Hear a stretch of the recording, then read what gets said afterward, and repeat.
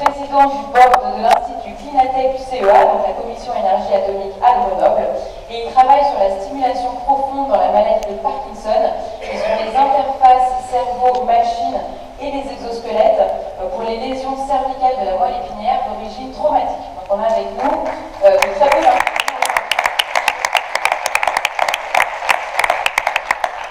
So we're going to now switch to English.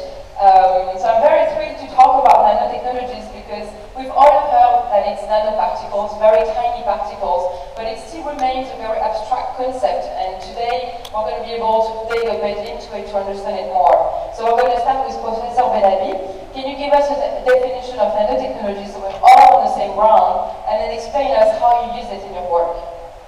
Well, to define nanotechnology, just you go to any kind of book and they tell you it comes from nanometer, which is a division of a meter in 10 to the minus 9 nano, and it means extremely small. So this is why it's called like this, and this is the size to which most of the equipment based on this silicium technology or silicon technology are based. So it tells you that this is very, very, very small. That's essentially what it means.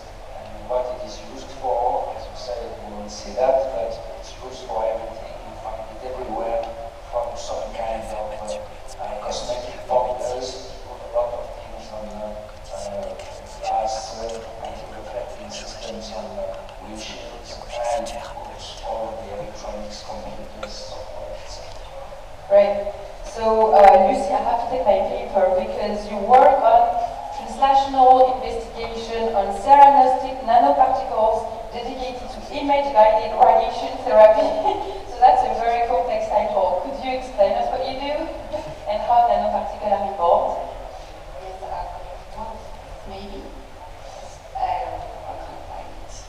So you have the slide of Ms. Sensi?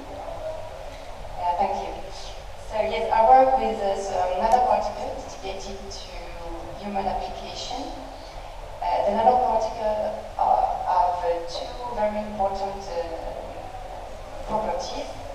They might be used for treatment, and they might be used also for diagnosis. This is just because they are made of gadolinium, and gadolinium might be detected during during magnetic resonance imaging. Thank you. And also, this is a high-dead element, so it may act as a radiosensitizer, meaning that it may increase the efficacy of a radiotherapy. So the idea of this compound is to inject the compound intravenously to the patient, to delineate the tumor, treat the tumor, and then we can also use it to monitor the treatment efficacy. So this is a very small nanoparticle that may detect and act as a medicine.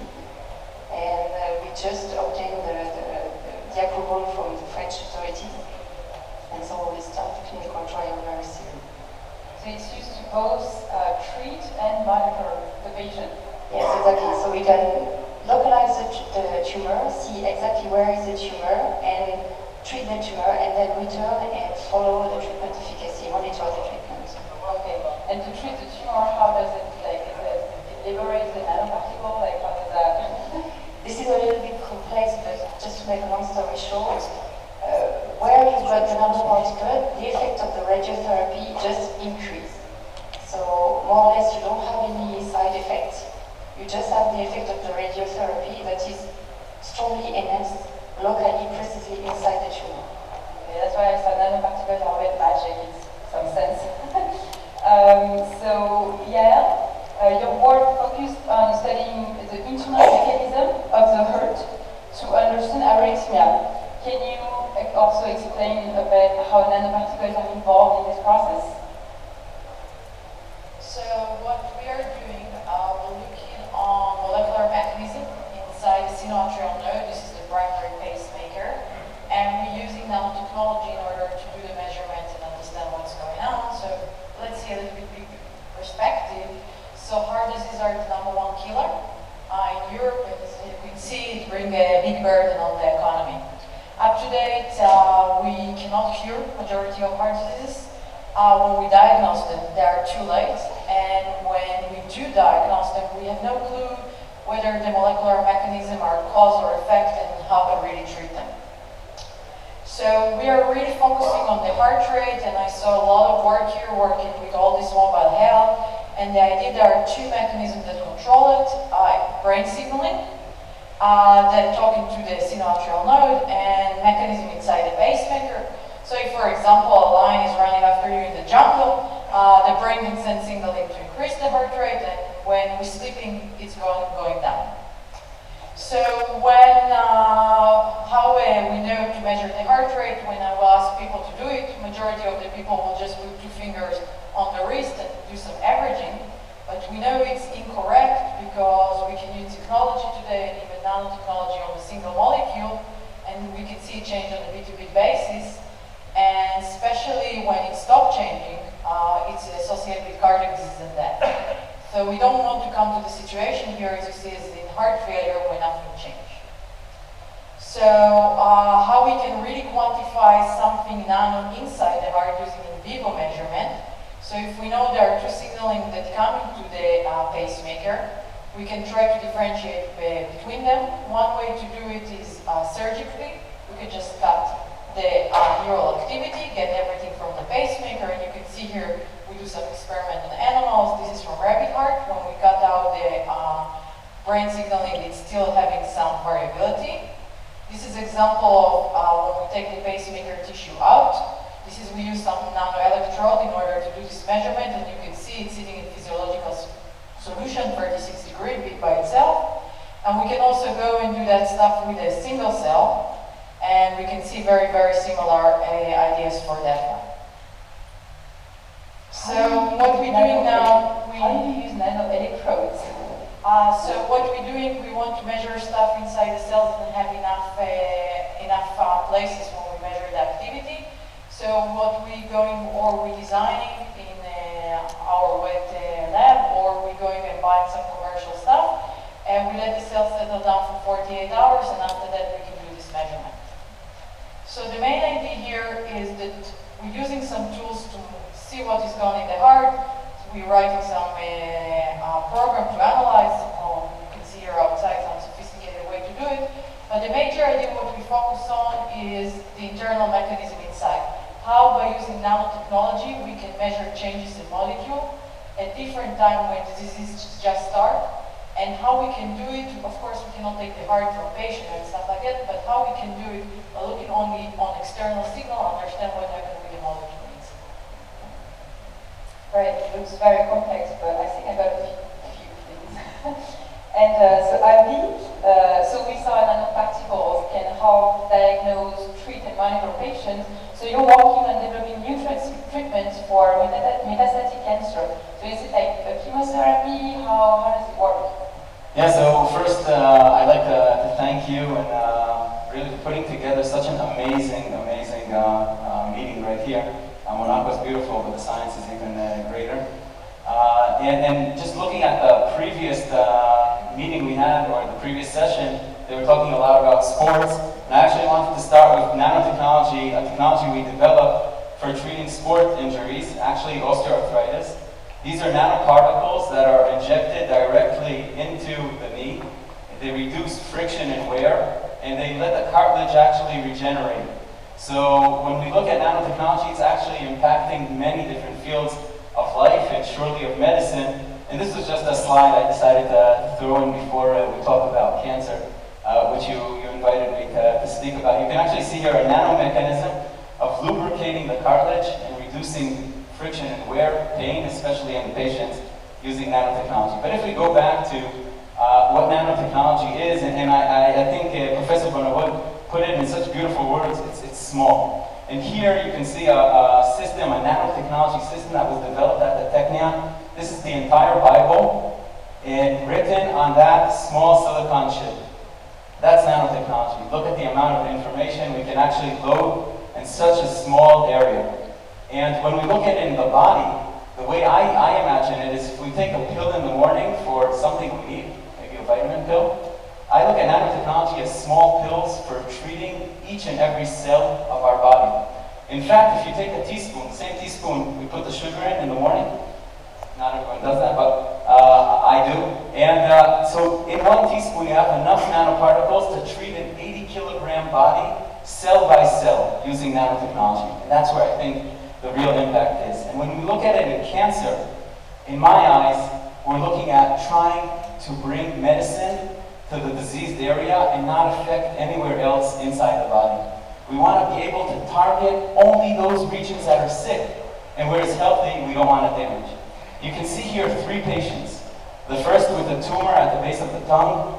Underneath him is a patient with breast cancer and metastases in the lymph nodes that are next to the breast cancer, and a patient with lung cancer. And what all 3 patients actually had are nanoparticles with a contrast agent, actually gadolinium in one of the cases, injected into their vein. And the nanoparticles were actually able to target the tumor. So from the blood, they found the tumor and accumulated. That's when we look at nanotechnology. And our insight was, could we use this nanotechnology also to treat, but also to diagnose which medicine will be best for each patient, which is a major challenge today in the clinic. And if we look at it even a bit deeper, this is a picture of a triple-negative breast cancer cell. After we injected the nanoparticles into the vein, you can actually see the small green dots inside the cell, and those are the nanoparticles after reaching the tumor and inserting the medicine into the cancer cells. So that's the power of nanotechnology in cancer. And based on that power, actually, 40 medicines have been approved. The first one came out of Israel, the lab in which I performed my PhD. It's treating 600,000 patients every year and has sales of nearly $1 billion a year. For a single drug, that's pretty good. And I think when we look at nanotechnology, I think of house. But unfortunately, usually when I get to the clinic, which isn't very often, but I get the physicians that are behind me. And then I ask, where's house? And they say, he's in his house, right? He's busy right now. But we all want house to treat us, right? He can really diagnose. But how can we bring technology or house to every patient? That's only based on technology. And in our case, it's nanotechnology. And what we use is the ability of nanoparticles to target a tumor in order to retrieve information about which medicine is best for each and every patient. In fact, we're trying to access those 30% of cancer patients which don't get the right medicine. It's devastating for them. It's devastating for their caregivers. You're a physician yourself, an MD, you know how hard you work every time you choose a medicine, and how sad you are every time the medicine doesn't work, right? In some cases it works perfectly. And we think nanotechnology can help in those patients where the medicine doesn't work. And what we did is we developed a nanotechnology assay, very similar to the allergy assay we see here, but now it's inside a cancer tumor. And we check, just like an allergy assay, we use nanotechnology to assess which medicine works in each and every patient and before that. So my English, my friends, isn't that great. And this is the base of the technology. So these are our nanoparticles. They have different medicines inside of them. They target the tumor. They reach the different tumor cells. And there they actually analyze how each different medicine, we screen many medicines at the same time, works inside the patient. And then we can choose the best medicine using nanotechnology for each and every patient. That's our vision. That's great.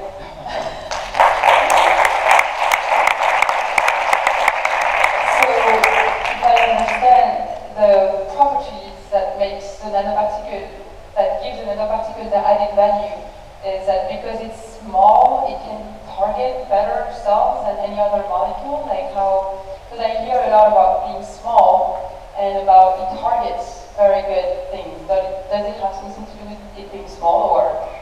Yeah, absolutely. So small isn't always good, but in nanotechnology, it is very, very good. And the small size of the particle enables using a lower dose of the medicine with higher potency.